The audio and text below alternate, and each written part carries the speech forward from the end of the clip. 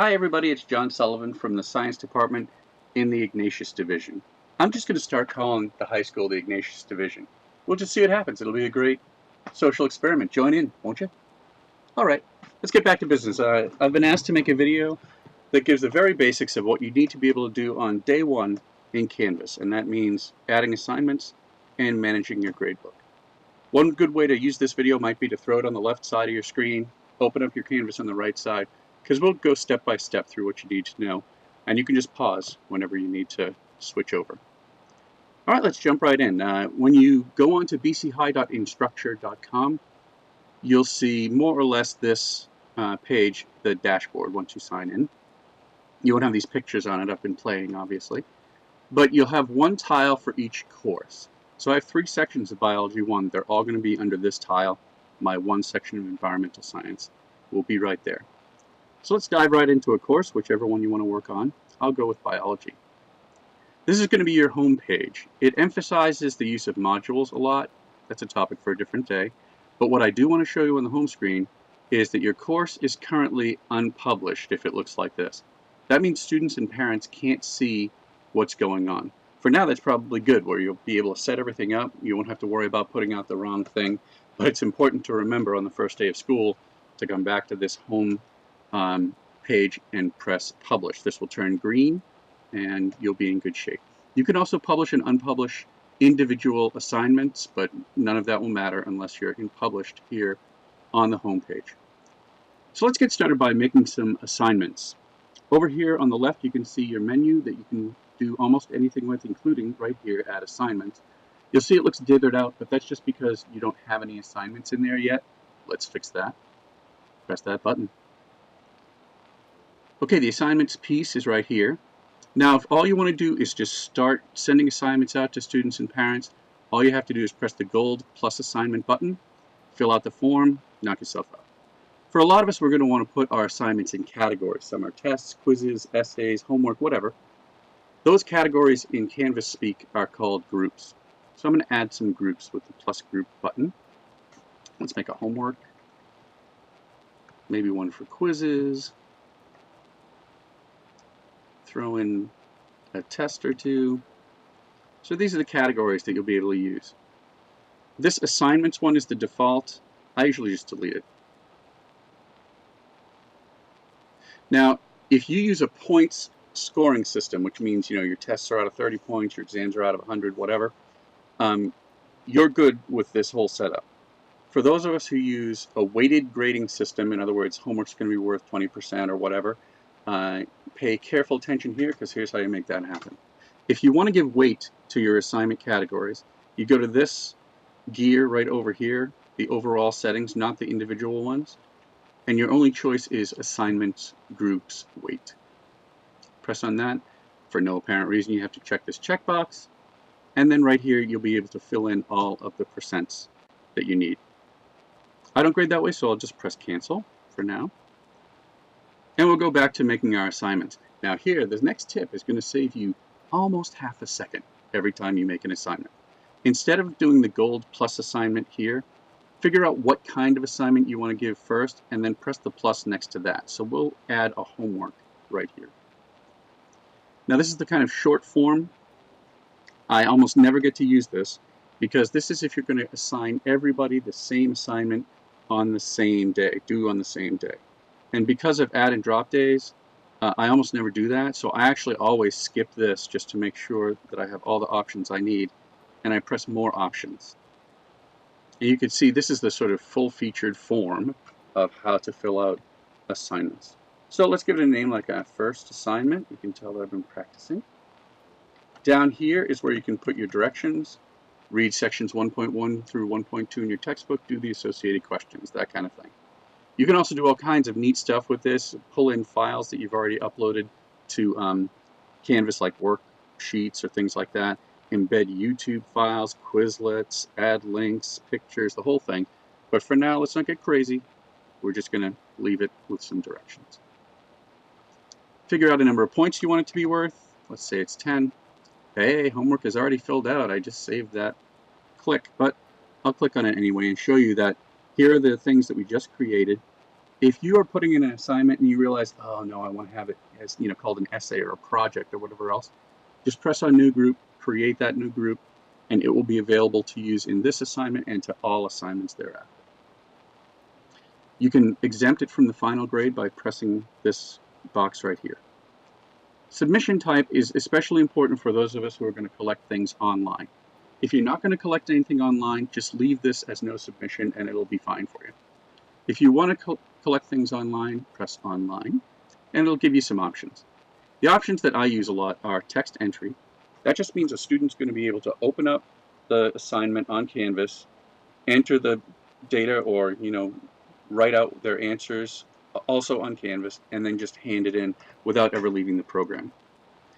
Sometimes, if you teach courses like I do that require drawing or making diagrams or chemical formulas or mathematical symbols and things like that, it's helpful to have a more elegant free writing opportunity. Canvas is starting to develop some ways that you can sort of draw on the Canvas program, but most of my students prefer to go out to something like Notability, make their document, and upload it. So I'll go ahead down here and allow file uploads. Now, speaking of Notability, Notability is going to make its own file type. It has its own proprietary .note file. Canvas can't read it, my computer can't read it. So I tell students you're going to have to upload this as a PDF or a Microsoft Office document or plain text or whatever. So I can restrict them to those file types so they don't accidentally give me a .note file. And all you have to do is put in the suffix that's on the file name. So PDF, and here's the whole list that I usually use. PDF, doc, which is the old MS Word stuff, the new Office 365 docx, or TXT for plain text. Group assignments is a great feature, especially if you're doing Harkness. I use it a lot, but it's beyond the scope of this video, so come and talk to me if you would like some help with that. Peer reviews is great if you're teaching writing or have something else where you want students to take a look at each other's work. I have not played with moderated grading, so if you become an expert on that, please come and tell me because I'd like to know how it goes. Now we're at the point where the reason why we switched forms here, and that is we're going to assign it to certain students. Now, I've been working in the BC High version of Canvas for this whole thing, but it's the summertime. I don't actually have any students loaded in here yet, so I'm going to go back and look at the class I used when I was piloting Canvas a year or two ago. So see, it looks exactly the same, except for this is blue now. And so if I want to give it to, for example, Biology Section 11, I can start typing SEC, and it'll give me the options underneath there. I want to give it just to Section 11, not to everyone else, so I'm going to X out this everyone else situation. For a due date, press on the calendar, and we'll just make it due on Monday. And if we want to be specific about it, we can say, you got to have it Monday by 2 o'clock. Or whatever beginning of the period or whatever time frame you want to use. It allows for a lot of precision. Available from is if you want to put in a lot of assignments beforehand and then only allow students and parents to see them later on. You could say available from October 15th until October 20th, and you can have that loaded in right today and it will automatically put it up there for you at the correct time. Now, we've only sent this out to Section 11. I wanted to go to all 3 of my sections, but Sections 12 and 13 are going to be on a different date. To handle that, I just do this +add button right here. So here's Section 12. I'll press on that. I'll start typing Section 13. It'll come in there. And notice you can even give it to individual students. Just start typing their name, and Canvas will allow you to do one student at a time. Let's give them a different due date of, let's say, Tuesday. I'll leave the default in there, 11:59 p.m. And we're good to go. That's an assignment. When you're done, you should press Save and Publish. Save is the kind of default here in blue, but Save saves a draft. If you really want people to see it, or you really want to schedule it right now, you want to do Save and Publish. Once that's done, it appears to students and their parents, and it appears in your gradebook. So I'm going to show you a gradebook, but this is a real class that I actually did grades in, so I'm not going to come up here and, sorry, what I just did there is I scrolled up to the top, and anytime almost every window in Canvas, you should be able to see the stuff on the left-hand side. And I would just press on grades.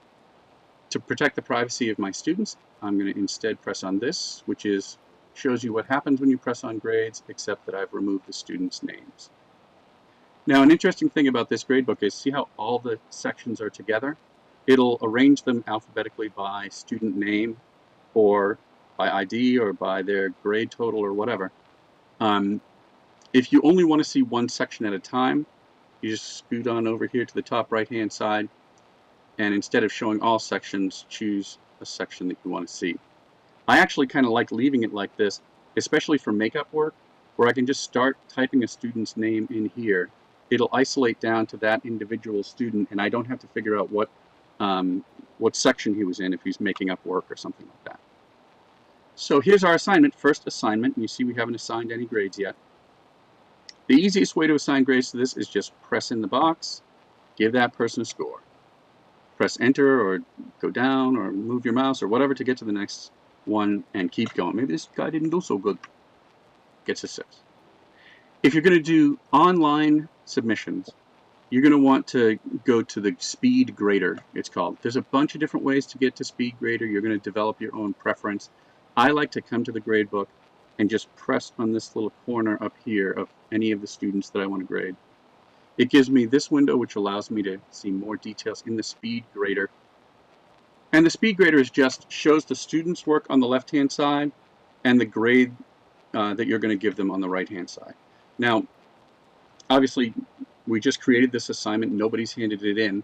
But what you would see on this side is the actual typed or drawn or whatever answers that the students have in their file. To give the student a grade, all you have to do is click in grade here. Let's say he gets a 9 out of 10. Now, before I do anything else, notice that Jack here has like a dot next to his, next to his name, or sometimes this will be blank. That means it's not in the gradebook yet. He does not have a grade in the gradebook right now. I can remedy that by, after I press, let's say 9 here, I can either tab out of this or like press my mouse over here and see how that turns into a check mark. That means that that has gone to the gradebook now. If you want to send comments along with it, you can write those comments here and press submit. The submit button is only for comments. It doesn't really affect what happens with grades. So that's why I went out of my way to show you that you have to click out or press enter or press tab or whatever. But as long as you get the checkbox, you're in good shape. And you can just roll through students by pressing the next arrow here. Okay, Aiden's going to get a 10. And as soon as it turns into a check mark, you know it's there. It can go quite fast. If you want to get to other students that are not alphabetically close to these guys, you can just press this down arrow and you have your whole class list in here. You can grab whoever you want.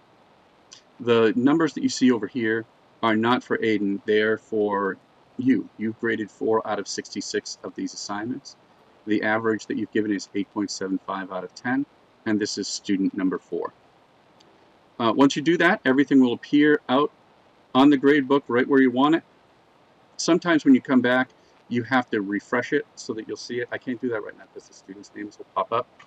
But if you go back and check, you should see all the grades that you've put in there. All right, I think that's enough for today. If you have any questions, please don't hesitate to come and see me or Jen McLarnon or anybody else who's been using Canvas for a while. And good luck.